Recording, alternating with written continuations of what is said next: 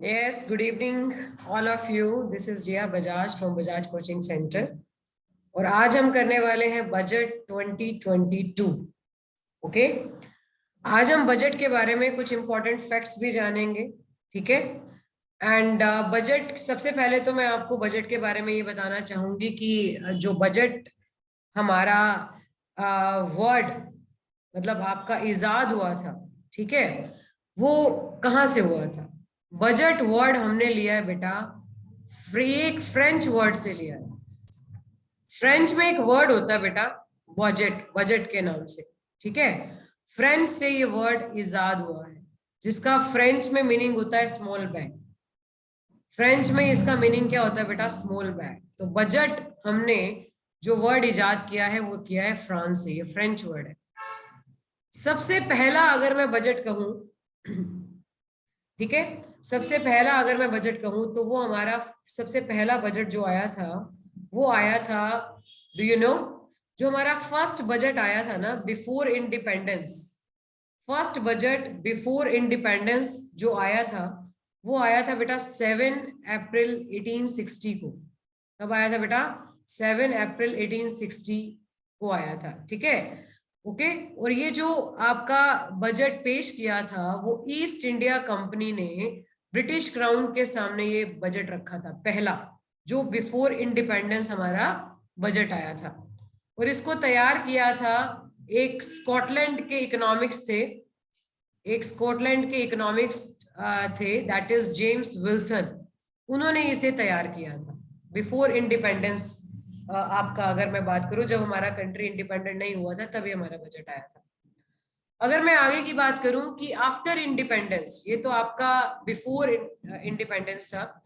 After independence जब हमारा country independent हो गया, ठीक है, तो पोस्ट इंडिपेंडेंस, ठीक है, जब हमारा कंट्री पोस्ट इंडिपेंडेंट, हमारा कंट्री जब हमारा कंट्री इंडिपेंडेंट हो गया तो उस समय पर हमारा जो बजट आया था वो 26 नवंबर 1947 में पोस्ट इंडिपेंडेंस पहला बजट आया था. ठीक है, मतलब इंडिपेंडेंस के बाद जो पहला बजट आया था वो 26 नवंबर 1947 को आया था.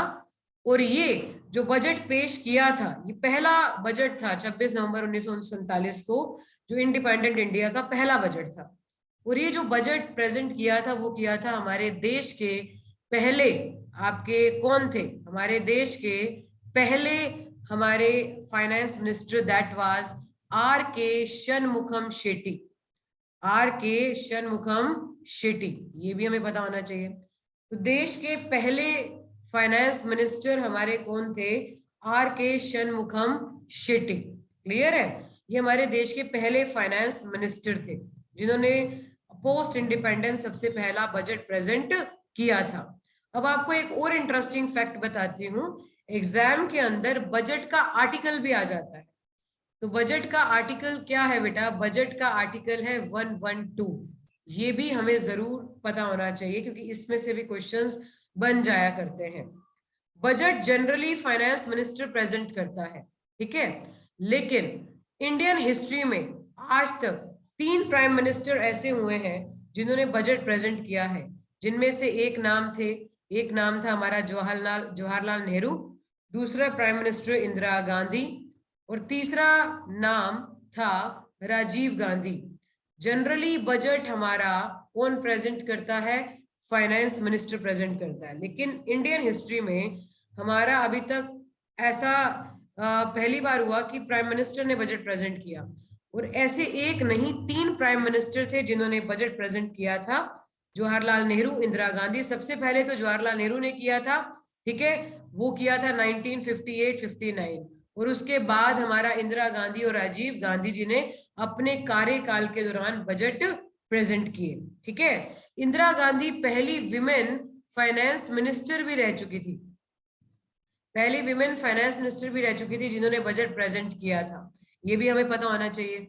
अब इंटरेस्टिंग फैक्ट में जानने वाली बात ये भी है कि जो हमारा बजट है ना, बजट हमारा पहले हमारा राष्ट्रपति भवन में पब्लिश हुआ करता था. फिर लीकेज की वजह से इसको मिंटो रोड पे ट्रांसफर किया गया. और आज ये नॉर्थ ब्लॉक में आपका जो है इसको आपका जो प्रिंट किया जाता है। तो north block ministry of finance का डिपार्टमेंट है, ये भी बड़ा इंपॉर्टेंट क्वेश्चन है। क्लियर है? North block ministry of finance का एक इंपॉर्टेंट डिपार्टमेंट है। क्लियर है? ये भी आ जाता है। और बजट से जुड़ी हुई है एक इंपॉर्टेंट इवेंट भी जुड़ा हुआ है, halwa ceremony. Halwa ceremony is also belongs, this event is also belongs to budget. ठीक है, कि बजट प्रेजेंट करने से पहले आपका जो है हलवा बनाया जाता है, एक शुभ माना जाता है, एक ट्रेडिशन चला आ रहा है काफी सालों से। ठीक है बेटा, ट्रेडिशन चला आ रहा है काफी सालों से। तो ये आपका halwa ceremony, this is the event belongs to what, आपका बजट। अब आपको एक चीज और बताते हैं, पहली बार जैसे कि अभी आप देख रहे हैं निर्मला सीतारमन जो कि हमारी फाइनेंस मिनिस्टर है, और जो हमारे देश की दूसरी विमेन फाइनेंस मिनिस्टर है जिन्होंने बजट प्रेजेंट किया है। क्लियर है? तो जो बजट प्रेजेंट किया है 2019 के अंदर, अभी आप इनके हाथ में एक चीज देख रहे हैं, 2019 में पहली बार इंडियन हिस्ट्री में ऐसा हुआ था कि जो पुराने जब प्री इंडिपेंडेंस हमारा जो है जो फाइनेंस मिनिस्टर थे, एक ब्रीफ केस लेकर आया करते थे अपने साथ बजट प्रेजेंट करते हुए। तो ये ब्रीफ केस जो था ना, दैट वाज रिप्लेस्ड बाय बही खाता। ये जो इनके हाथ में है वो क्या है बेटा, बही खाता है। ये ब्रीफ केस 2019 में रिप्लेस किया गया ब्रीफ केस से बही खाता में।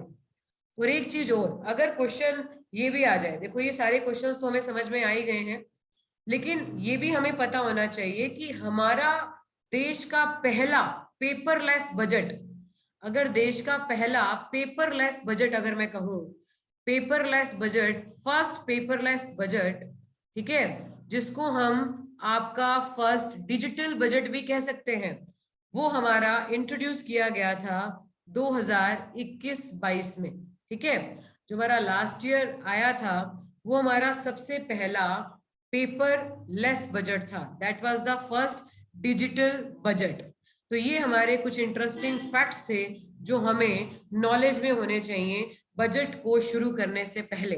ठीक है, कि बजट वर्ड हमने आपका कहाँ से लिया है, फ्रांस का एक बजट वर्ड था जिसका मतलब होता है स्मॉल बैग, वहां से लिया है। ठीक है, आर्टिकल 112 बजट का आर्टिकल है। और हमारा सबसे पहला बजट प्री इंडिपेंडेंस 7 अप्रैल 1860 को ईस्ट इंडिया कंपनी ने ब्रिटिश क्राउन के सामने प्रेजेंट किया था। ठीक है, जो कि स्कॉटलैंड के एक इकोनॉमिस्ट थे जेम्स विल्सन, उनके द्वारा तैयार किया गया था। ठीक है, और आफ्टर इंडिपेंडेंस 26 नवंबर 1947 को आर के शनमुखम शेट्टी ने प्रेजेंट किया था। क्लियर है? और अभी आपको एक चीज और बताती हूँ कि 2017 से पहले, अगर मैं बात करूं कि 2017 से पहले, तो ये सारी चीजें तो समझ में आई गई होंगी हम लोगों को। अगर मैं बात करूं बिफोर 2017, हमारा जो बजट था वो लास्ट वीक ऑफ फरवरी में आया करता था। लेकिन आफ्टर 2017, और पहले क्या होता था कि पहले यूनियन बजट आया करता था। ठीक है, जो कि जनरली कौन प्रेजेंट करता था, फाइनेंस मिनिस्टर प्रेजेंट करता था।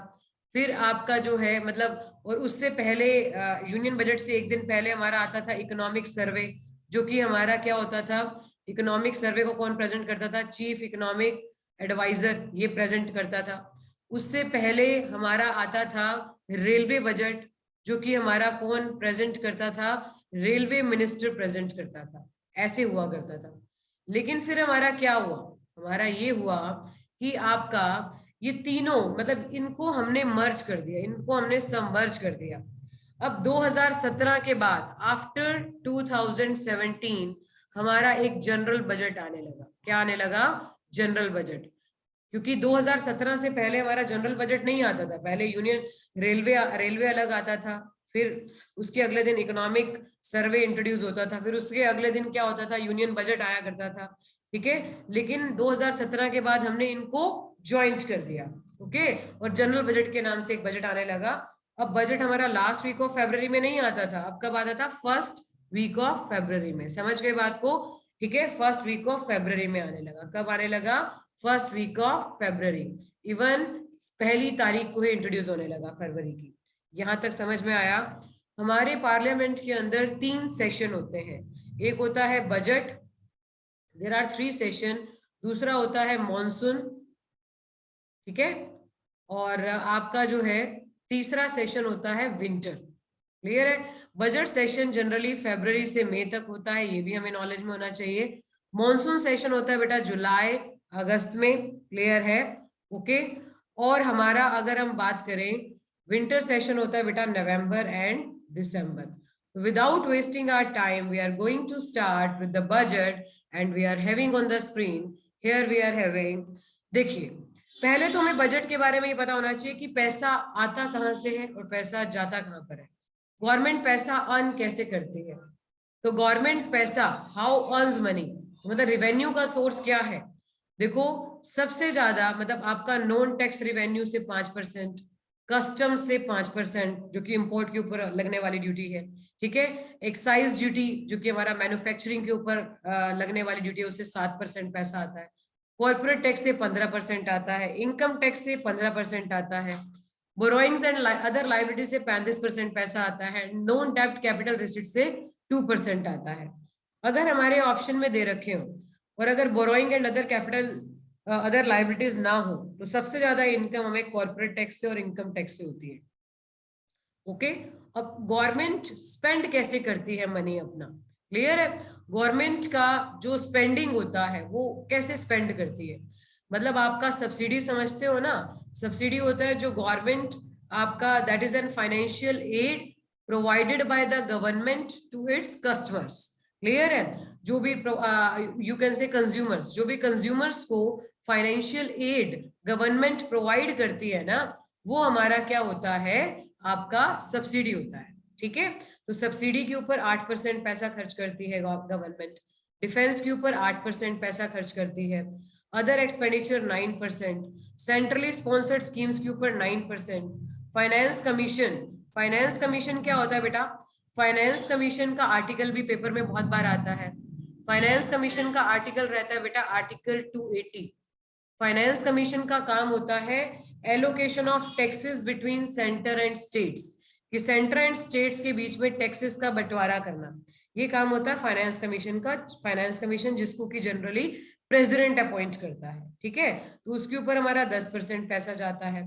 आपका जो सेंट्रल सेक्टर स्कीम्स है उसके ऊपर 15% पैसा खर्च होता है। State shares of taxes and duties के ऊपर 17% पैसा खर्च होता है। क्लियर है? मतलब जो भी टैक्सेस का पार्ट आता है वो स्टेट को भी जाता है, ठीक है। और इंटरेस्ट पेमेंट के ऊपर 20%। तो यहां से ना दो क्वेश्चन बनते हैं। क्या क्वेश्चन बनता है? एक क्वेश्चन तो ये बनता है कि गवर्नमेंट ऑफ इंडिया को सबसे ज्यादा इनकम किस टैक्स से होती है और सबसे ज्यादा एक्सपेंडिचर गवर्नमेंट ऑफ इंडिया किसके ऊपर करती है। तो सबसे ज्यादा इनकम होती है, अगर बोरोइंग्स या लाइबिलिटीज को निकाल दिया जाए, अगर बोरोइंग्स या लाइबिलिटीज को निकाल दिया जाए तो सबसे ज्यादा इनकम होता है कॉर्पोरेट टैक्स से और इनकम टैक्स से, ठीक है। और अगर एक्सपेंडिचर की बात की जाए तो उसमें एक सिंगल आइटम आएगा, that is your interest payment. ये हमेशा ही आप लोगों को ध्यान में रखना ही रखना है, क्योंकि इनमें से क्वेश्चन इसी तरह से बनते हैं। यहां तक आई होप कि हमें समझ में आ गया होगा।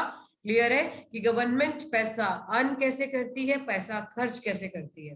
तो सबसे ज्यादा जो पैसा आपका खर्च होता है, एक्सपेंडिचर अमाउंट है, वो इंटरेस्ट पेमेंट है। और सबसे ज्यादा जो रिवेन्यू का अमाउंट है वो है बेटा corporate tax and income tax. Clear है? जनरली जो इनकम टैक्स एक ऐसा टैक्स है जो प्रोसीड हमारा सेंट्रल एंड स्टेट गवर्नमेंट के बीच में 50-50% बांटा जाता है, जनरली ऐसा देखा जाता है। और कॉर्पोरेट टैक्स का पूरा प्रोसीड सेंट्रल गवर्नमेंट को जाता है, ऐसा देखा जाता है। इसलिए गवर्नमेंट ऑफ इंडिया को सबसे ज्यादा इनकम किससे हुई? कॉर्पोरेट टैक्स से हुई, अगर देखा जाए तो। क्लियर है? तो ये भी अपने आप में एक इंपॉर्टेंट क्वेश्चन बनता है हर बार की तरह। तो अब हम जरा बजट के ऊपर एक नजर दौड़ाते हैं। बजट के ऊपर अगर ओवरऑल बजट की बात करूं तो पहले तो बजट को कैसे डिवाइड किया गया, पहले मैं आपको एक चीज दिखा देती हूँ, फिर ये समझ में आएगा। अब बजट की जो रिसिप्ट होती है ना, रिसिप्ट दो तरह की होती है। What is revenue? One is revenue receipt, one is capital receipt. अब रिवेन्यू रिसिप्ट में क्या क्या आता है बेटा? रिवेन्यू दो तरह से, रिवेन्यू मतलब इनकम, गवर्नमेंट को इनकम कैसे हो रही है, तो गवर्नमेंट को इनकम टैक्स से होती है, ठीक है। एक होता है टैक्स रिवेन्यू और एक होता है नॉन टैक्स रिवेन्यू। अब टैक्स भी दो तरह के होते हैं, एक होता है डायरेक्ट और एक होता है इनडायरेक्ट। अब डायरेक्ट टैक्स कौन से होते हैं? जो डायरेक्टली ह्यूमन बीइंग्स पे कर रहे हैं, डायरेक्टली हम पे कर रहे हैं। जैसे income tax, corporate tax, expenditure tax, wealth tax, estate duty. Clear है? और इनडायरेक्ट टैक्स जो कि हम डायरेक्टली पे नहीं कर रहे हैं गवर्नमेंट को, हमारे थ्रू जा रहा है, ठीक है, डायरेक्टली नहीं पे कर रहे हैं लेकिन हमारा बीच में किसी के थ्रू जा रहा है, ठीक है, that is your sales tax, custom duty, excise duty, service tax, VAT etcetera, जो कि अब जीएसटी का पार्ट बन चुका है, मतलब अब जीएसटी आ चुका है वैट की जगह पर। समझ गए बात को? अब GST is replaced by, GST ने रिप्लेस कर लिया वैट को, और ये किया था आपका जो है 1 जुलाई 2017 को। समझ गए बात को? क्लियर है? 101st अमेंडमेंट के बाद, कौन से अमेंडमेंट के बाद बेटा? 101st अमेंडमेंट के बाद हमारा 1 जुलाई को जीएसटी इंट्रोड्यूस हुआ था, ये भी हमें पता होना चाहिए। अब नॉन टैक्स रिवेन्यू ऐसे रिवेन्यू है, ये भी इनकम का ही पार्ट है, जैसे इंटरेस्ट रिसिट, ठीक है, कोई हमने बाहर आपका पैसा दे रखा है उसके ऊपर जो भी इंटरेस्ट आएगा, profits and dividend, fees and fines, external grant, special assessments, ये हमारा नॉन टैक्स रिवेन्यू है, ये भी गवर्नमेंट के रिवेन्यू का ही पार्ट है। अब जहां पर वर्ड रिवेन्यू है तो it means that is short term, जहां पर वर्ड कैपिटल है it means that is long term. समझ गए बात को? तो कैपिटल रिसिट की बात करूं तो हमें दो कैपिटल, मतलब लॉन्ग टर्म में जो इनकम हो रही है गवर्नमेंट को, वो किससे किससे हो सकती है? कोई लोन रिकवर कर लिया हमने जो काफी साल से पेंडिंग है, ठीक है। डिसइन्वेस्टमेंट का मतलब होता है सेलिंग ऑफ पब्लिक शेयर, जब भी गवर्नमेंट अपनी कंपनीज का जो शेयर है भाई, पीएसयूज मतलब पब्लिक सेक्टर यूनिट, अब जैसे ओएनजीसी, एनटीपीसी, आईओसी, बड़ी बड़ी कंपनीज अपना शेयर पब्लिक को सेल करती हैं, तो उसको बोलते हैं disinvestment, selling of public share, ठीक है, सेलिंग ऑफ पब्लिक शेयर। समझ गए बात को? मतलब अपना जब भी आपका पैसा आपका जो है private, this is the second, disinvestment is the second name of privatisation, this is the second name of capitalist economy. समझ गए बात को? बोरोइंग्स, प्रोविडेंट फंड जो गवर्नमेंट ऑफ इंडिया जो जनरली लोगों से उधार लेती है पैसा, वो होता है बेटा प्रोविडेंट फंड, तो ये होती है बेटा कैपिटल रिसिट। अब अगर मैं बात करूं पैसा खर्च कहां पर हो रहा है, अब ये तो हो गया कि बजट जो गवर्नमेंट पैसा कलेक्ट कर रही है वो कैसे कर रही है। अब देखते हैं खर्च कैसे कर रही है। अब एक्सपेंडिचर भी दो तरह के होते हैं, एक होता है बेटा रिवेन्यू एक्सपेंडिचर और एक होता है कैपिटल एक्सपेंडिचर। रिवेन्यू एक्सपेंडिचर का मतलब है that neither creates asset no reduces liabilities, जैसे जिससे ना ही कोई एसेट हमारी कोई संपत्ति बन रही है और ना ही लायबिलिटीज रिड्यूस हो रही है। जो रेकरिंग अमाउंट का जो कि हमारा रेकरिंग रेगुलर बेसिस पर जो खर्च हो रहा है, जैसे payment of interest, salaries, grants and subsidies, education, defence services, इनके ऊपर पैसा खर्च होता ही रहना है रेगुलर बेसिस पर, तो ये रिवेन्यू एक्सपेंडिचर है। और कैपिटल एक्सपेंडिचर कौन सा है? जो लॉन्ग टर्म के लिए एक बार कर दिया तो वो हो गया, तो रेगुलर बेसिस पर नहीं होगा, जैसे construction of roads, bridges, buildings, purchase of land and machinery, investment in shares, loans to states, state या फॉरेन गवर्नमेंट को जो कोई भी लोन दिया जा रहा है, रीपेमेंट ऑफ लोन्स, ठीक है, तो ये हमारा कैपिटल एक्सपेंडिचर रहता है गवर्नमेंट का। समझ गए? अब हमें रिवेन्यूज भी समझ में आ चुका है कि गवर्नमेंट ऑफ इंडिया को इनकम कैसे होता है और गवर्नमेंट ऑफ इंडिया खर्च कैसे करती है। समझ गए? अब जरा बजट के ऊपर एक नजर दौड़ाते हैं। अब मैं बात कर रही थी, देखो अब बजट की अगर मैं बात करूं तो हमारा इस बार, अब देखो रिवाइज्ड, अब देखो एक होता है एक्चुअल जो हमारा हमारा देखो ये है रिसिप्ट, ये है एक्सपेंडिचर। अब जो ऑरेंज में है वो है बजट एस्टिमेटेड, ये है रिवाइज्ड एस्टिमेट, और ये बजट एस्टिमेट 22-23 के लिए। देखो बजट एस्टिमेट क्या होता है कि जो हम एस्टिमेट लगाते हैं कि दैट वी हैव टू कि इतना पार्ट, अगर रिसिट है बजट एस्टिमेट की रिसिप्ट की बात हो रही है तो इसका मतलब है कि इतना इस साल में हम आपका जो है हमें टैक्स से इतनी इनकम हो जाएगी, हमने इतना एस्टिमेट लगाया है, वो होता है बेटा बजट एस्टिमेट। समझ गए बात को? रिवाइज्ड एस्टिमेट क्या होता है? रिवाइज्ड एस्टिमेट होता है जो हम आपका अनुमान लगाते हैं कि इस साल हमें इतना मिला। समझ गए बात को? इस साल हमें इतना मिला। और एक्चुअल्स होता है जो ऑडिटेड अमाउंट होता है कि एक्चुअल अमाउंट ये था। समझ गए बात को? क्लियर है? तो अब अगर मैं बात करूं बजटेड एस्टिमेट, 2021-22 का बजटेड एस्टिमेट क्या था, मतलब रिवेन्यू रिसिप्ट हमारी कितनी थी, हमने सोचा था कि 20,78,936 करोड़ रुपया आएगा। ठीक है बेटा, इतना पैसा आएगा, लेकिन आया कितना, ओरिजिनल।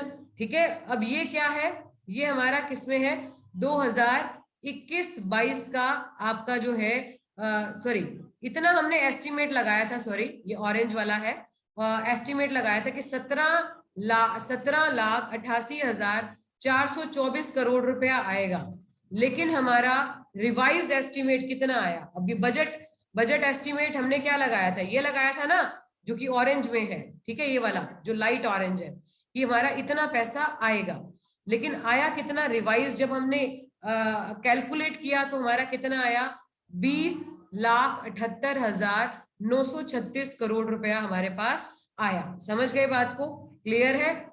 अब हमने इस बार जो एस्टिमेट लगाया है कि 22-23 में हमारे पास इतना पैसा रिवेन्यू रिसिप्ट के तौर पर आएगा, वो कितना लगाया है हमने, वो लगाया हमने 22,04,000 आपका जो है 422 करोड़ रुपया। समझ गए बात को, ये हमारा हमने अंदाजा लगाया है कि ये इतना आएगा।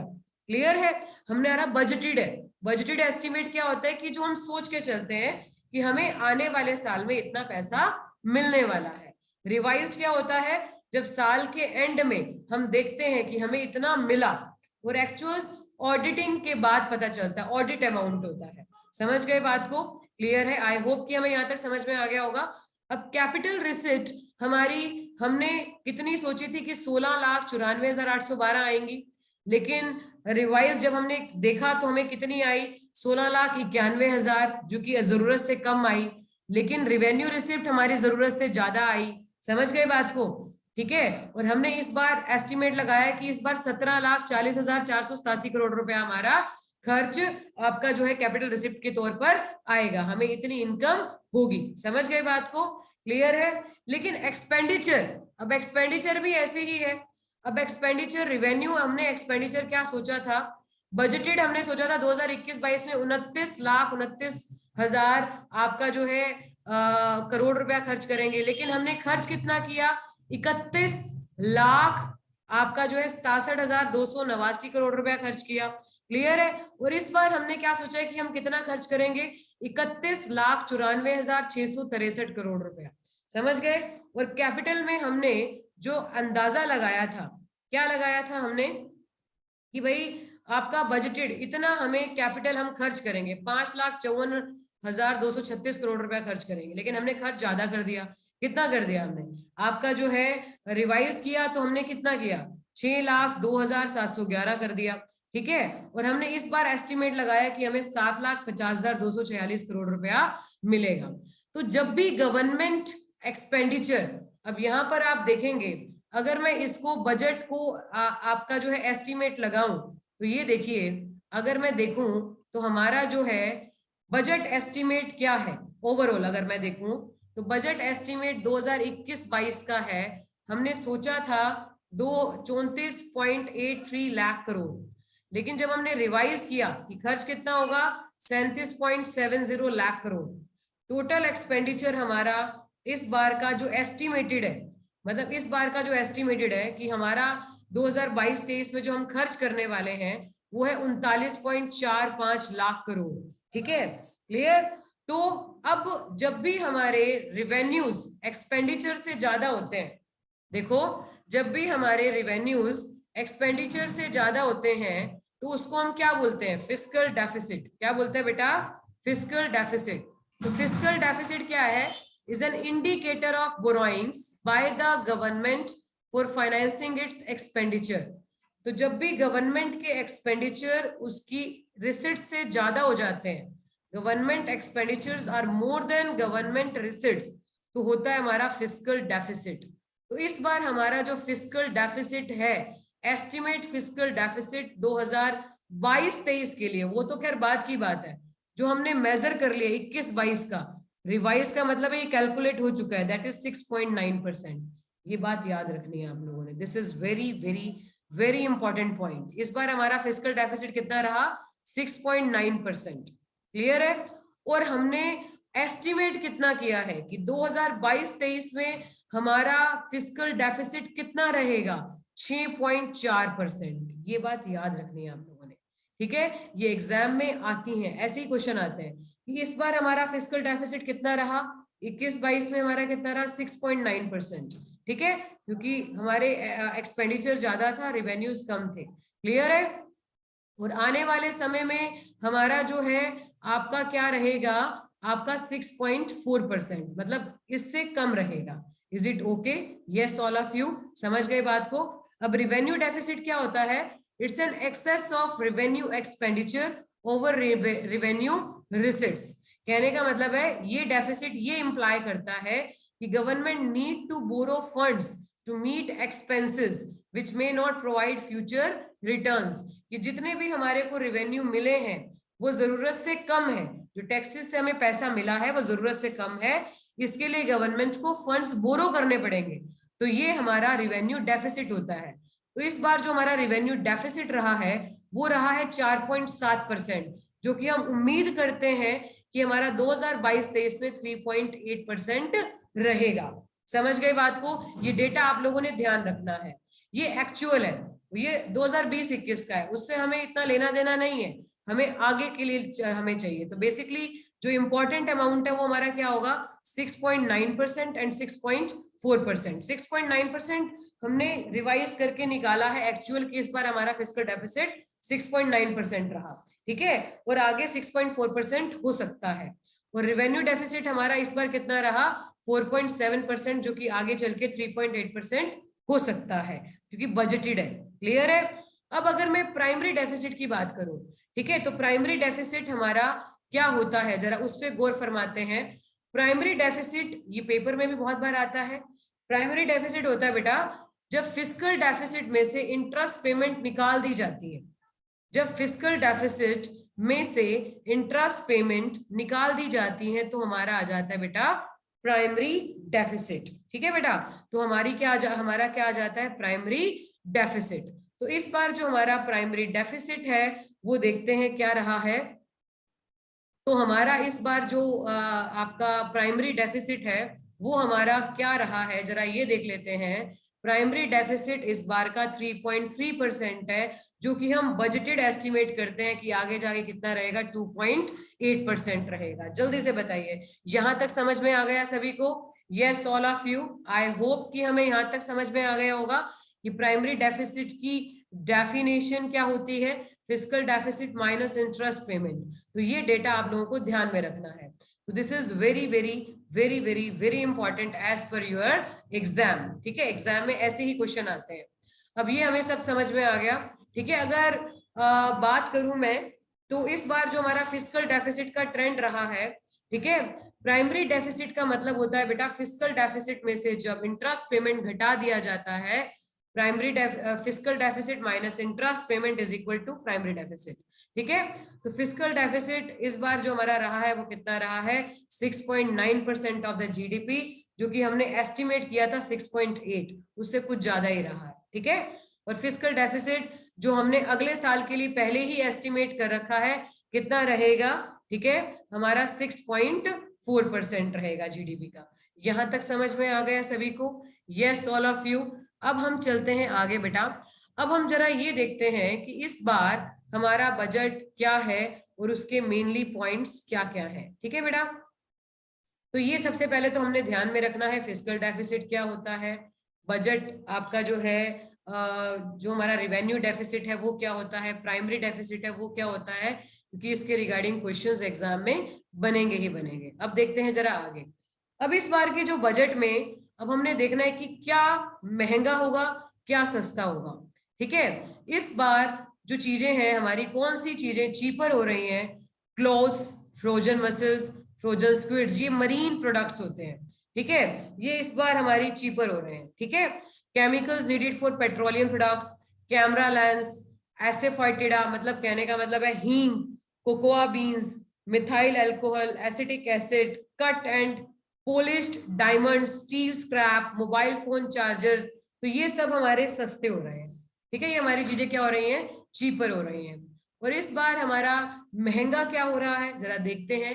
महंगा हो रहा है बेटा unblended petrol and diesel, umbrella, imitation jewellery, ठीक है, जो नकली ज्वेलरी वगैरह जो 28 कैरेट एंड उससे नीचे नीचे बनती है, single and multiple loud speakers, earphones and headphones, smart meters, solar cells, solar modules, X ray machines and parts of electronic toys. तो ये सब हो रहा है हमारा, आपके मतलब कहने का मतलब ये है कि हमारे जो टॉयज है वो महंगे हो जाएंगे, हेडफोन्स महंगे हो जाएंगे, सोलर हमें इंट्रोड्यूस करना महंगा हो जाएगा, बाकी सब हमारा क्या है, आपका जो सस्ता होगा वो मैंने बता ही दिया आप लोगों को। सस्ता क्या होगा, आपके जो है मैंने बताया अभी, frozen muscles, petroleum products, camera lens, ठीक है, कोकोआ बीन्स, एसिडिक, तो ये सब सस्ता हो रहा है। ठीक है बेटा, अब जरा हम चलते हैं आगे और जानते हैं कि इस बार मिनिस्ट्री के एलोकेशन में जो हमने खर्च करना है, अब खर्च हमने इस बार करना है कितना, मैंने अभी अभी आपको बताया ना कि इस बार हमने सोच रखा है कि हम इस बार खर्च करने वाले हैं, आपका जो है टोटल एक्सपेंडिचर हम खर्च हमने सोचा हुआ है कि 39.45 लाख करोड़ रुपया हम खर्च करने वाले हैं, ये हमने सोच रखा है 22-23 के लिए। तो 22-23 के लिए जो हमने सोच रखा है तो उसमें हमारा किस पर कितना खर्च करने वाले हैं, सबसे ज्यादा अमाउंट हम खर्च करने वाले हैं डिफेंस के ऊपर, 525.2 के करोड़। समझ गए बात को, क्लियर है? एंड 217.7 के मतलब इतने हजार करोड़ हम किसके ऊपर खर्च करने वाले हैं, कंज्यूमर अफेयर्स के ऊपर, रोड ट्रांसपोर्ट के ऊपर 199 और आपका होम अफेयर्स के ऊपर 185.8 के करोड़, ठीक है, एंड रेलवेज के ऊपर 140.4 के करोड़, रूरल डेवलपमेंट के ऊपर। कहने का मतलब है क्वेश्चन एग्जाम में ऐसे बनेगा कि सबसे ज्यादा हम किसके ऊपर खर्च करने वाले हैं, डिफेंस के ऊपर खर्च करने वाले हैं, ठीक है। लेकिन जो मेजर अमाउंट्स में इस बार जो खर्च का अमाउंट रहेगा वो हम सबसे ज्यादा कौन सी मिनिस्ट्री के ऊपर खर्च कर रहे हैं, तो यहाँ पर मैंने एक पॉइंट डाला है कि जो टॉप 13 मिनिस्ट्रीज है ना उसमें हमारा सबसे हाईएस्ट एलोकेशन परसेंटेज किस मिनिस्ट्री में जाएगा, मिनिस्ट्री ऑफ कम्युनिकेशन में जाएगा, ठीक है। और आपका उसके बाद रोड ट्रांसपोर्टेशन के ऊपर जाएगा 52%, फिर जाएगा मिनिस्ट्री ऑफ जल शक्ति 25%। तो 13 मिनिस्ट्रीज के अंदर सबसे ज्यादा हम जो इंक्रीज किया है हमने, हाईएस्ट परसेंटेज इंक्रीज का मतलब है पिछले साल जो हम पैसा खर्च कर रहे थे उसके मुकाबले में हम ज्यादा खर्च करने वाले हैं, किस मिनिस्ट्री के ऊपर करने वाले हैं, कम्युनिकेशन मिनिस्ट्री के ऊपर करने वाले हैं। आई होप कि हमें यहाँ तक समझ में आ गया होगा, ठीक है। अब जरा मेजर मेजर पॉइंट्स जानते हैं, यहाँ तक हमें काफी चीजें समझ में आ चुकी हैं। अब देखते हैं कि हमारा अब इस बार के जो डायरेक्ट टैक्सेस है, अब डायरेक्ट टैक्सेस तो हम समझते हैं कि कौन कौन से होते हैं, that is directly paid by the government of India, that is income tax, interest tax, wealth tax, gift tax, expenditure tax. इसमें एक टैक्स होता है बेटा मिनिमम अल्टरनेट मिनिमम टैक्स, देखो एक होता है बेटा मैट, एक होता है अल्टरनेट मिनिमम टैक्स। मैट का मतलब होता है मिनिमम अल्टरनेट टैक्स, ठीक है, इसका मतलब क्या होता है मिनिमम अल्टरनेट टैक्स। अब इन दोनों में डिफरेंस क्या होता है, मैट होता है बेटा कॉर्पोरेट सेक्टर के लिए, ठीक है, और आपका अल्टरनेट मिनिमम टैक्स होता है इंडिविजुअल्स के लिए। किसके लिए होता है बेटा, इंडिविजुअल्स के लिए, अदर देन कॉर्पोरेट्स, इनके लिए होता है। इसमें ये होता क्या है पहले ये जानते हैं। एक्चुअली मैट जो इंट्रोड्यूस हुआ था ना वो 1987 में इंट्रोड्यूस हुआ था, फिर 1990 में इसको रिमूव कर दिया गया, फिर 1996 में इसको री इंट्रोड्यूस किया गया। क्लियर है बेटा, ये जनरली उनके लिए किया था कि जो कंपनीज ना अपना टैक्स बचा लिया करती थी, वो कैसे करती थी कि कंसेशन आपका जो है जितनी भी छूट थी, ठीक है, डिडक्शंस वगैरह काट के टैक्स ना के बराबर बनता था, तो जीरो टैक्स से बचाने के लिए हमने ये इंट्रोड्यूस किया था। क्लियर है, मैट, ओके। तो मैट किसके लिए होता है बेटा, कॉर्पोरेट टैक्स के लिए होता है, और अल्टरनेट मिनिमम टैक्स किसके लिए होता है आपका, अदर देन कॉर्पोरेट मतलब इंडिविजुअल्स के लिए होता है, ठीक है। मतलब ताकि जो आपके जो डिडक्शंस के थ्रू हमारा जो अपना जीरो टैक्स बना लेते हैं ताकि गवर्नमेंट को उसका नुकसान ना हो, तो उसके लिए इस टैक्स को इंट्रोड्यूस किया गया था कि भाई बुक प्रॉफिट पर या तो आप जनरल इनकम टैक्स के प्रोविजन के अकॉर्डिंग चलिए या जनरल बुक प्रॉफिट के अकॉर्डिंग चलिए, दोनों में से जो भी मिनिमम होगा वो आपका ऑप्शनल है कि आपको क्या पे करना है, ठीक है बेटा, तो वो ऑप्शनल रहता है, ओके। तो alternate minimum tax paid by the cooperatives. अब कोऑपरेटिव सेक्टर्स के लिए आपका इसको 18.5% से 15% कर दिया गया है। ये सबसे इंपॉर्टेंट पॉइंट है, ठीक है। और हमने सरचार्ज भी घटा दिया है कोऑपरेटिव सोसाइटीज के ऊपर, ठीक है, 12% से 7% कर दिया। सरचार्ज समझते हैं आप लोग? सरचार्ज का मतलब होता है जो टैक्स के ऊपर टैक्स लगता है ना, उसको सरचार्ज कहते हैं, ठीक है। तो जैसे मान लो हमारा टैक्स आपका जो लगा, जैसे मान लो जो टैक्स के ऊपर टैक्स लगता है उसको हम सरचार्ज कहते हैं। समझ गए बात को? ठीक है। तो वो 12% से 7% कर दिया गया है। और पता है किन के लिए किया गया है? जिनकी total income more than 1 crore हो और 10 करोड़ तक हो। मतलब 1 करोड़ से ज्यादा आपका जो है, 1 करोड़ से ज्यादा और 10 करोड़ से कम। समझ गए? 1 करोड़ से ज्यादा और 10 करोड़ से कम। क्लियर है? तो हमारा अब आपका जो है 1 करोड़ से ज्यादा जिनकी इनकम हो और 10 करोड़ से कम हो, उनके लिए सरचार्ज 12 से कम करके 7% कर दिया गया। ये क्वेश्चन ऐसे एग्जाम में आते ही आते हैं। अब कुछ आपका, क्योंकि इकोनॉमी को बूस्टअप करने के लिए आपका जो है कुछ इंट्रोड्यूस किए गए थे हमारे, स्टार्टअप्स का ऐलान किया गया था। तो कुछ स्टार्टअप्स को इंसेंटिव्स दिए गए थे। कह रहे इंसेंटिव्स मतलब टैक्स बेनिफिट दिए गए थे। कह रहे period of incorporation extended by 1 year. अब क्वेश्चन एग्जाम में इसी तरीके से आते हैं कि भाई स्टार्टअप का जो इनकॉर्पोरेशन ईयर है, मतलब आपका जो है उनका एक्सटेंशन कब तक दिया गया है। पहले 31 मार्च 2022 तक था। अब स्टार्टअप को टैक्स बेनिफिट दे दिया गया है 1 और साल के लिए, 31 मार्च 2023 तक के लिए। तो ये भी अपने आप में एक बड़ा ही इंपॉर्टेंट पॉइंट है। समझ गए बात को? ठीक है। ये सब इकोनॉमी को बूस्टअप करने के लिए किया जा रहा है। अब हम चलते हैं आगे। जो हमारा बजट है ना, ठीक है, जो बजट है जनरली अमृतकाल, अमृतकाल का मतलब समझते हैं आप लोग?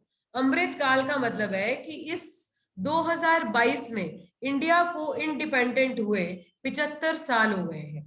इसीलिए 75th आपका जो है इंडिपेंडेंस डे के ऊपर, 75th इंडिपेंडेंस डे के ऊपर क्या हुआ? 75th इंडिपेंडेंस डे के ऊपर prime minister Modi has introduced प्रधानमंत्री गति शक्ति योजना, प्रधानमंत्री नेशनल गति शक्ति प्लान, ये इंट्रोड्यूस किया था। और इसमें उन्होंने ये कहा था कि इस प्लान के ऊपर वो आने वाले 25 मतलब 100 साल तक, जब तक कि 100 साल नहीं हो जाते, 75 साल तो अब हो चुके हैं हमारे इंडिया को आजाद हुए, और 100 साल तक मतलब in coming 25 years, in coming 25 years this plan के ऊपर, इस प्लान के ऊपर 100 लाख करोड़ रुपया खर्च किया जाएगा। That is N biggest amount. समझ गए बात को? इन आने वाले 25 साल में गति शक्ति योजना, बड़ी इंपॉर्टेंट योजना प्रधानमंत्री जी ने इस साल इंट्रोड्यूस की थी। क्लियर है? और इसमें क्या कहा था कि आने वाले 25 साल तक, मतलब 100, जब हमारे इंडिया को आजाद हुए 100 साल हो जाएंगे, तब तक 75 से 100 तक हमारा जो Indian government is going to spend how much amount? 100 lakh crore. Clear है? और ये 4 प्रायोरिटीज के ऊपर बेस्ड होगा। 4 प्रायोरिटीज कौन कौन सी है? पहली प्रायोरिटी आपकी इंक्लूसिव डेवलपमेंट, ठीक है, productivity in sunrise sector, energy transition and climate action. तो ये 4 प्रायोरिटीज रहेंगी हमारी। क्या रहेंगी? ये 4 प्रायोरिटीज रहेंगी। तो एग्जाम में क्वेश्चन इस तरह से बनेगा कि इस बार अमृतकाल या कौन सी योजना इंट्रोड्यूस की थी आपका जो प्रधानमंत्री मोदी ने? इंडिया जब इंडिपेंडेंट हुआ था तो तब गति शक्ति योजना शुरू की गई थी। और इस बार बजट में इसके लिए रखा गया है कि आने वाले 25 साल में 100 लाख करोड़ रुपया खर्च किया जाएगा। अब आप सोच रहे होंगे कि गति शक्ति प्लान है क्या? तो चलिए जरा इसके बारे में बात करते हैं। ठीक है, तो गति शक्ति प्लान है क्या, जरा इसके बारे में बात करते हैं। तो देखते हैं जरा गति शक्ति मास्टर प्लान क्या है। गति शक्ति मास्टर प्लान आपका क्या है? कह रहे हैं कि गति शक्ति जो मास्टर प्लान है ना, इसमें 7 इंजन होंगे दैट ड्राइव पीएम प्रधानमंत्री गति शक्ति योजना। इसमें रोड भी होगा, रेलवे भी होगा, एयरपोर्ट भी होगा, पोर्ट्स भी होगा, mass transport, waterways, logistic infrastructure. तो 7 इंजन के ऊपर ये बेस्ड होगा। मतलब इन 7 सेक्टर को हमने आपका जो है डेवलप करना है। तो कौन कौन से रोडवेज कैपेसिटी इंक्रीज की जाएगी, ठीक है। रेलवेज का ट्रांसपोर्ट कह रहे हैं आपका जो है हमने मिशन रखा है कि रेलवे ट्रांसपोर्ट 1600 टन कर देंगे आपका फाइनेंशियल ईयर 2025 तक। ये ऐसे क्वेश्चंस ही आएंगे कि रेलवे कार्गो 1600 टन कब तक करना है आपका फाइनेंशियल ईयर 25 तक। रीनेबल कैपेसिटी हमारी जो है, रीनेबल एनर्जी जो है 2025 तक हम कितना कर देंगे, 225 गीगावाट कर देंगे। क्लियर है, ओके। और कह रहे हैं कि 200 के करीबन आपका जो है नए एयरपोर्ट्स, हेलीकॉप्टर्स, आपका हेलीपोर्ट्स वगैरह इंट्रोड्यूस करेंगे। ट्रांसमिशन नेटवर्क भी इंट्रोड्यूस होगा और 4G कनेक्टिविटी लाएंगे सभी गांवों तक फाइनेंशियल ईयर 2022 तक। तो ये ऐसे क्वेश्चंस ही आते हैं एग्जाम के अंदर कि हमारा जो है 2025 तक कितने टन करना है, 1600 टन करना है, कितने गीगावाट करना है, 225 गीगावाट करना है सोलर एनर्जी से हमने, ठीक है। 200 नए एयरपोर्ट आपका इंट्रोड्यूस करने हैं, ठीक है। 4G कनेक्टिविटी कब तक लानी है, गांव में आपका 2022 तक लानी है, ठीक है बेटा। तो ये आपका बड़ा ही इंपॉर्टेंट पॉइंट है। क्लियर। अब हम जरा चलते हैं कि रेलवेज के ऊपर क्या करने वाली है गवर्नमेंट, ठीक है। अगर मैं रेलवे की बात करूं तो हमारे रेलवे मिनिस्टर कौन है, सबसे पहला क्वेश्चन तो यही अराइज होता है। तो हमारे रेलवे मिनिस्टर है अश्विनी वैष्णव। अश्विनी वैष्णव हमारे जो है रेलवे मिनिस्टर है। ये भी क्वेश्चन बहुत इंपॉर्टेंट है। क्लियर है।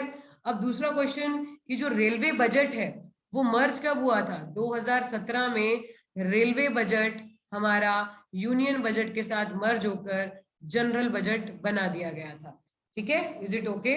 रेलवे मिनिस्टर अश्विनी वैष्णव है। क्लियर। जिसको हम राइस से भी लर्न कर सकते हैं।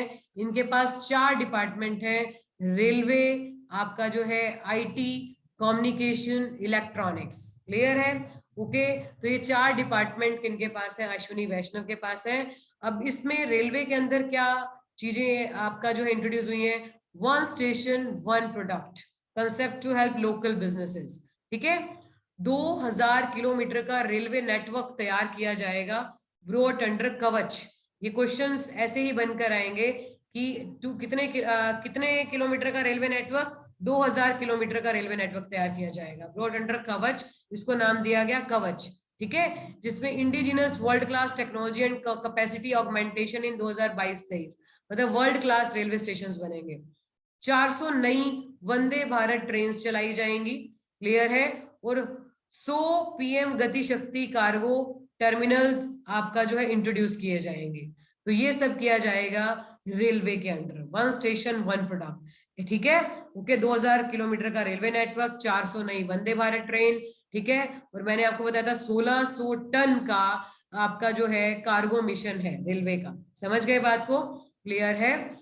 अब अगर हम आगे चलें तो एक सबसे इंटरेस्टिंग फैक्ट क्या है, अब हमने पर्वतमाला इंट्रोड्यूस किया है, एक नया प्लान गवर्नमेंट ऑफ इंडिया ला रही है, national ropeways development programme, Parvatmala to be taken up on private public partnership, ठीक है, प्राइवेट पब्लिक पार्टनरशिप मोड, ठीक है।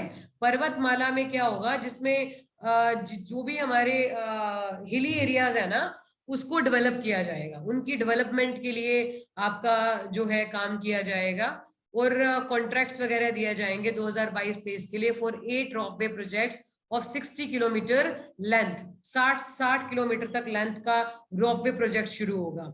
ये सारा हिली एरिया को डेवलप करने के लिए किया जा रहा है। तो ये पहली बार ऐसी कोई स्कीम इंट्रोड्यूस की है, एक नई तरह की स्कीम इंट्रोड्यूस की है गवर्नमेंट ने पर्वतमाला के नाम से। और जरा जानते हैं आपका क्या क्या नया आया है इस बार हमारे बजट में। इस बार एग्रीकल्चर के ऊपर क्या खर्च होने वाला है, आप जानते हैं हमारे एग्रीकल्चर मिनिस्टर कौन है। एग्रीकल्चर, जैसे मैंने अभी बताया, रेलवे मिनिस्टर कौन है हमारे, अश्विनी वैष्णव। एग्रीकल्चर मिनिस्टर हमारे कौन है बेटा, नरेंद्र सिंह तोमर। नरेंद्र सिंह तोमर हमारे कौन है, आपके एग्रीकल्चर मिनिस्टर है, ठीक है। इस बार हमारा 2.37, अब देखो 39 लाख करोड़ रुपया खर्च करना है कहीं ना कहीं, हमने इस बार एस्टिमेट लगाया है इतना पैसा हम खर्च करेंगे। उसमें से 2.37 लाख करोड़ हम आपका जो है direct payment to 1.63 crore farmers को हम इस बार देंगे for procurement of wheat and paddy. Clear है। ओके, धान और उसको उगाने के लिए, मतलब डायरेक्ट पेमेंट करेंगे इस बार हम केमिकल फ्री नेचुरल फार्मिंग को प्रमोट करने वाले हैं, ठीक है, जिसमें इनिशियल फोकस रहेगा on farmers lands in 5 kilometre wide corridors along river Ganga.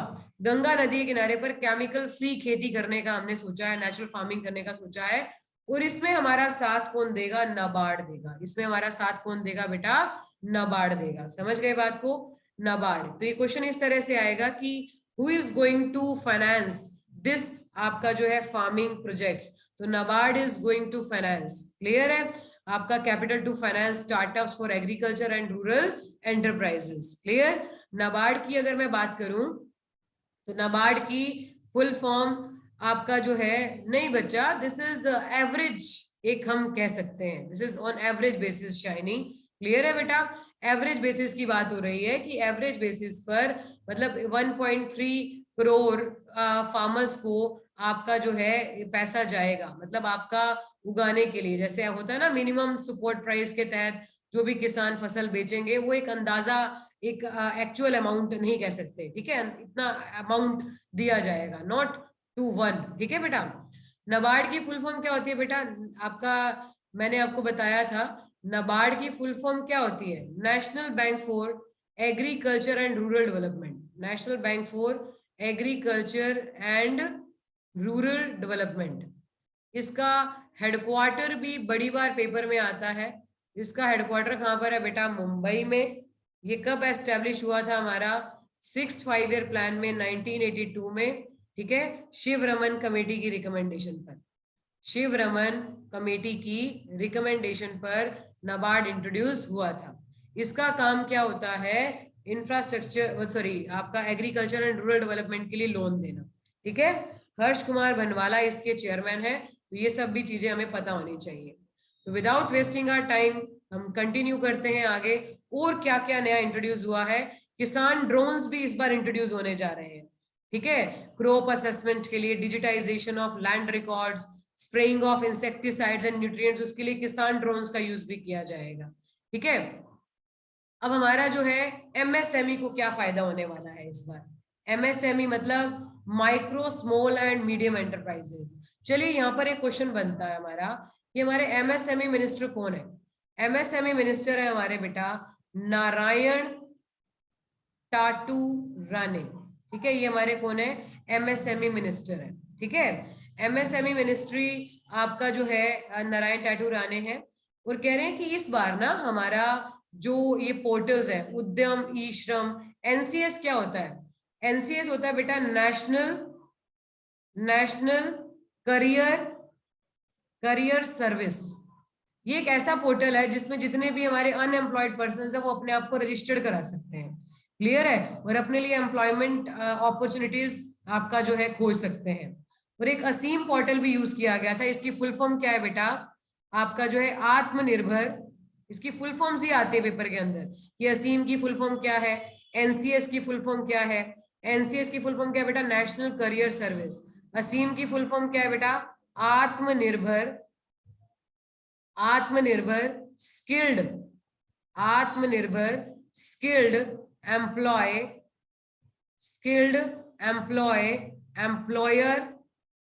Employer mapping. तो वो अब एमएसएमई के अंडर क्या कहा गया कि इस सेक्टर को डेवलप करने के लिए जितने भी है ना उद्यम, ई श्रम, एनसीएस एंड असीम पोर्टल्स, इनको इंटरलिंक्ड कर दिया जाएगा। एक ही आपका लेवल पर आपका जो है एम्प्लॉयमेंट का प्रोविजन रखा जाएगा। और सबसे important 130 lakh MSME provided additional credit under emergency credit linked guarantee scheme. अब एग्जाम के अंदर ECLGS की फुल फॉर्म आ सकती है। इसकी फुल फॉर्म क्या है बेटा? Emergency credit linked guarantee scheme. ये कोरोना काल के दौरान आपका गवर्नमेंट ऑफ इंडिया ने इंट्रोड्यूस की थी ये स्कीम। ये स्कीम क्या थी बच्चा? ये स्कीम थी किस चीज के लिए? जनरली जो कोविड काल में जो माइक्रो स्मॉल या एमएसएमई सेक्टर है उनको भारी मात्रा में नुकसान हो रहा था। तो उसके लिए आपका गारंटर के तौर पर गवर्नमेंट ऑफ इंडिया सामने आई क्लियर, कि भाई उनको आपका एडिशनल लोन प्रोवाइड करने के लिए, ठीक है, लो रेट ऑफ इंटरेस्ट के लिए, तो इसके लिए ये स्कीम चलाई गई थी। समझ गए बात को? इसकी फुल फॉर्म क्या है बेटा? Emergency credit linked guarantee scheme. तो ये बड़ी इंपॉर्टेंट चीज है, ठीक है। तो ये आपका जो है गवर्नमेंट ऑफ इंडिया ने इस स्कीम के अंडर जितने भी micro small and medium enterprises थे, जो कोरोना काल में आपका जो है एक बहुत ज्यादा उनको नुकसान हुआ था, उनसे बचाने के लिए गवर्नमेंट ऑफ इंडिया ने इस स्कीम को इंट्रोड्यूस किया था, जिसमें उनको एडिशनल क्रेडिट प्रोवाइड किया गया था, ताकि उनकी अर्थव्यवस्था वापस से पटरी पे लौटाई जा सके। फिर इसको अब कह रहे ECLGS स्कीम को मार्च 2023 तक एक्सटेंड कर दिया गया है। ऐसे क्वेश्चंस आते हैं एग्जाम के अंदर। क्लियर है? ये स्कीम की फुल फॉर्म क्या है? MSME के लिए कौन सी स्कीम चलाई गई थी? ECLGS, ठीक है। अब इसको एक्सटेंड कब तक किया गया? 2023 तक किया गया है। कह रहे हैं कि गारंटी कवर जो किया गया है वो पहले 50,000 करोड़ था, अब आपका टू द टोटल कवर अब कितना कर दिया गया? 5 लाख करोड़ कर दिया गया है। पहले 50,000 था, अब 5 लाख करोड़ कर दिया गया जो गारंटी कवर है। मतलब और ज्यादा पैसा MSME की हेल्प के लिए लगाया जा रहा है। और क्या है इसमें? 2 लाख करोड़ एडिशनल क्रेडिट भी दिया जाएगा MSME को under credit guarantee trust for micro and small enterprises, ठीक है। और एक रैम्प की फुल फॉर्म भी बहुत इंपॉर्टेंट है, जो कि पेपर में आ सकती है। रैम्प की फुल फॉर्म क्या है? Raising and accelerating MSME performance programme चलाया जाएगा विद आउटले, मतलब 6,000 करोड़ रुपया इसके ऊपर खर्च किया जाएगा। कितने? 6,000 ओवरऑल करोड़ रुपया खर्च किया जाएगा। तो रैम्प की फुल फॉर्म आ सकती है एग्जाम में। और ECLGS की स्कीम को कब तक आपका जो है इंट्रोड्यूस किया जाएगा? कहने का मतलब इसको एक्सटेंड कब तक किया गया? मार्च 2023 तक किया गया है। तो ये सारी चीजें बेटा एग्जाम के पॉइंट ऑफ व्यू से बहुत ही इंपॉर्टेंट है। तो आई होप कि यहाँ तक हमें समझ में आ गया होगा। क्लियर है? Yes all of you. अब हम चलते हैं जरा आगे की और क्या क्या चेंजेस। अब जैसे पर्वतमाला स्कीम इंट्रोड्यूस हुई, MSME के लिए ECLGS को क्या किया गया? एक्सटेंड किया गया, ठीक है। और भी जरा देखते हैं कि और हमारा क्या क्या हुआ। स्किल डेवलपमेंट के लिए एक हमारा पोर्टल है, कौन सा? आपका जो है स्किल डेवलपमेंट के लिए digital ecosystem for skilling and livelihood. अब इसमें देश की फुल फॉर्म क्या हो सकती है? Digital ecosystem for skilling and livelihood, ठीक है। Stack e portal will be launched to empower citizens to skill, reskill और अपस्किल।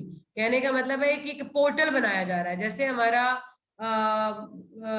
एम्प्लॉयमेंट के लिए कौन सा पोर्टल तैयार किया गया था? NCS, national career services. वैसे ही स्किल को, मतलब आप अपनी स्किल को इंप्रूव करने के लिए कौन सा पोर्टल है बेटा? देश स्टैक ई पोर्टल। ऐसे क्वेश्चन आ सकता है। इसकी फुल फॉर्म क्या है? ऐसे क्वेश्चन आ सकता है। क्लियर है? चलिए यहाँ से एक और क्वेश्चन एमर्ज होता है कि हमारे स्किल मिनिस्टर कौन है? स्किल डेवलपमेंट मिनिस्टर कौन है हमारे? आपका स्किल डेवलपमेंट मिनिस्टर मतलब ये किसके अंदर आते हैं? आपका लेबर एंड एम्प्लॉयमेंट मिनिस्ट्री के अंदर आता है।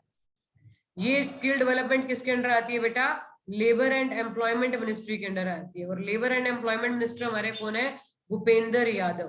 कौन है बेटा? भूपेंद्र यादव, ठीक है, भूपेंद्र यादव। क्लियर? तो हमारा स्टार्टअप्स भी प्रमोट किए जाएंगे to facilitate drone Shakti and for drone as a service. तो इसकी फुल फॉर्म भी आ सकती है कि startups will be promoted to facilitate drone Shakti and for drone as a service, ठीक है। तो इसकी फुल फॉर्म्स भी आ सकती है एग्जाम में।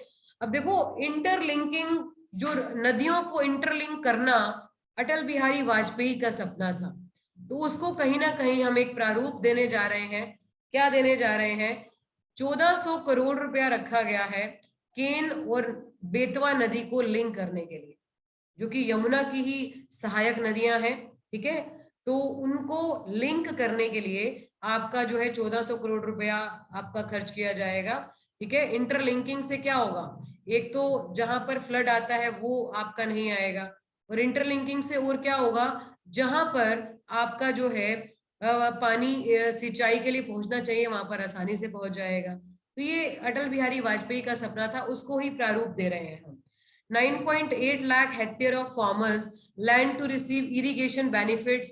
इससे हमारा 9 lakh hectare of farmers lands को फायदा पहुंचेगा। क्लियर है? केन और बेतवा को आपका जो है लिंक करने से। और देखते हैं कि हमारे बजट में और क्या क्या नई नई चीजें इंट्रोड्यूस हुई हैं। इस बार हम एजुकेशन के ऊपर क्या करने वाले हैं। एजुकेशन मिनिस्टर हमारे कौन है? धर्मेंद्र प्रधान। ठीक है। स्किल डेवलपमेंट मिनिस्टर भी हमारे कौन है? जैसे लेबर एंड एम्प्लॉयमेंट मिनिस्टर हमारे भूपेंद्र यादव है। स्किल एंड डेवलपमेंट मिनिस्टर हमारे कौन है? Dharmendra Pradhan. Skill development ministry कह दीजिए या एजुकेशन मिनिस्ट्री कह लीजिए, ये भी हमें पता होना चाहिए। इस बार हम एजुकेशन फील्ड में क्या करने वाले हैं? 1 क्लास के लिए 1 टीवी चैनल इंट्रोड्यूस करने वाले हैं प्रोग्राम। ठीक है, for PM e Vidya to be expanded, जिसमें 200 टीवी चैनल्स होंगे। हर क्लास का एक अपना टीवी चैनल होगा। ठीक है। Digital university with universal education. ठीक है, एक समान एजुकेशन के लिए डिजिटल यूनिवर्सिटी आपका प्रारूप तैयार करने का, मतलब आपका जितनी भी यूनिवर्सिटीज होंगी उनका सारा काम डिजिटलाइज्ड होगा। क्लियर है? 750 वर्चुअल लैब्स होंगी साइंस एंड मैथमेटिक्स की। 75 स्किलिंग ई लैब्स होंगी। क्लियर है? जिसमें आप स्किल को आपका अपडेट कर सकते हो। क्लियर है? तो ये इस बार एजुकेशन की फील्ड में हमारे कुछ चेंजेस रहेंगे। अब जरा देखते हैं हेल्थ के अंदर क्या करने वाले हैं। अब हमारे हेल्थ मिनिस्टर कौन है? यहाँ पर एक क्वेश्चन एमर्ज होता है। मनसुख मांडविया।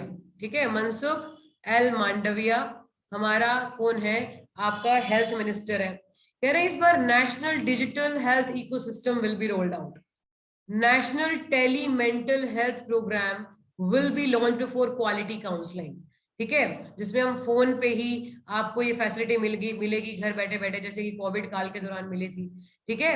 और आपका मिशन शक्ति जो कि विमेन एम्पावरमेंट के लिए था। मिशन वात्सल्य जो कि हमारा जो चाइल्ड जो हमारे बच्चे हैं 18 साल तक के, उनके लिए जुरिडिक्शन प्रोवाइड करवाने के लिए था। ठीक है। सक्षम आंगनवाड़ी, जो आंगनवाड़ी है उनको वर्चुअल मोड पे किया जाएगा। कहने का मतलब है वहां पर और बेहतर सुविधाएं पहुंचाई जाएंगी। पोषण, पोषण के अंडर क्या होगा? न्यूट्रिएंट्स प्रोवाइड किए जाएंगे। आपका लैक्टेटिंग मदर्स, प्रेग्नेंट आपका जो है विमेन्स, और यू कैन से बच्चे, उनको nutrients food, nutritious food provide करवाया जाएगा। ठीक है। इसके लिए मिशन रखा है कि 2 लाख आंगनवाड़ीज अपग्रेड की जाएंगी सक्षम आंगनवाड़ी के अंदर। ये अपने आप में बहुत बड़ी बात है। क्लियर? इन सारे प्रोग्राम्स को इंटीग्रेट कर दिया जाएगा।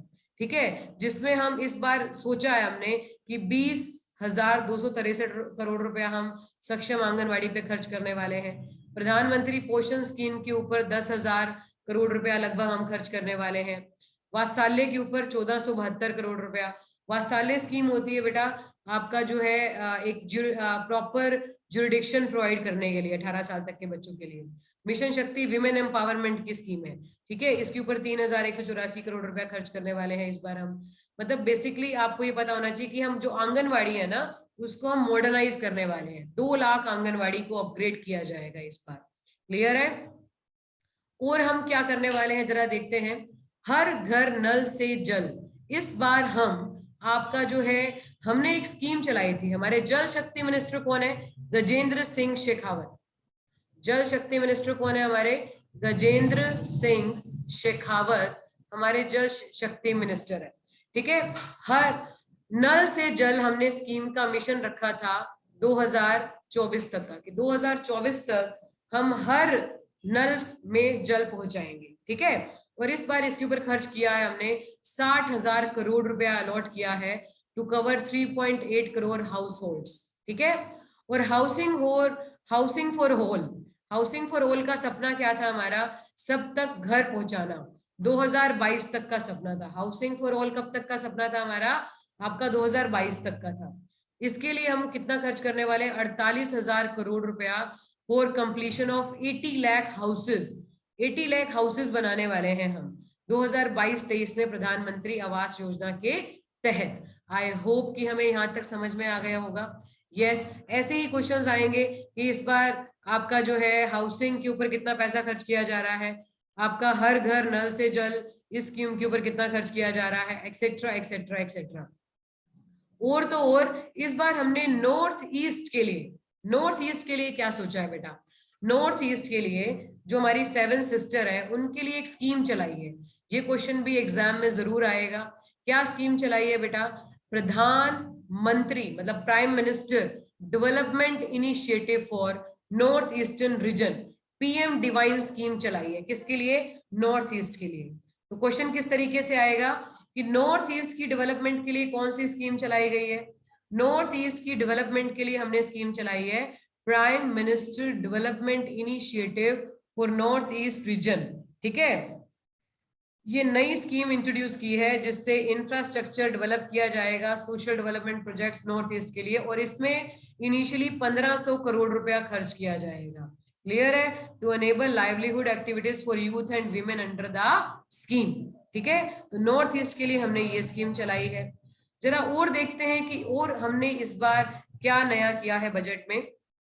एक सबसे इंपॉर्टेंट स्कीम बॉर्डर विलेजेस, जो बॉर्डर के आसपास के विलेजेस हैं वहां पर जनरली क्या देखा गया है, वहां पर जनरली देखा गया है कि आपका वाइब्रेंट विलेज प्रोग्राम चलाए गए हैं बॉर्डर विलेजेस के ऊपर। ठीक है, ये सबसे इंपॉर्टेंट पॉइंट है कि बॉर्डर विलेजेस के लिए कौन सी स्कीम चलाई गई है, आपका वाइब्रेंट विलेज प्रोग्राम। ठीक है, तो ये क्वेश्चन अपने आप में ही इंपॉर्टेंट है। क्लियर है, आपका जो है vibrant villages programme for development of border villages with sparse population, limited connectivity and infrastructure, जहां पर हमारा ना ही मतलब ना के बराबर पॉपुलेशन है, लिमिटेड कनेक्टिविटी है और इंफ्रास्ट्रक्चर भी ना के बराबर है, तो उन एरियाज को डेवलप करने के लिए वाइब्रेंट विलेज प्रोग्राम स्कीम चलाई जा रही है इस बार।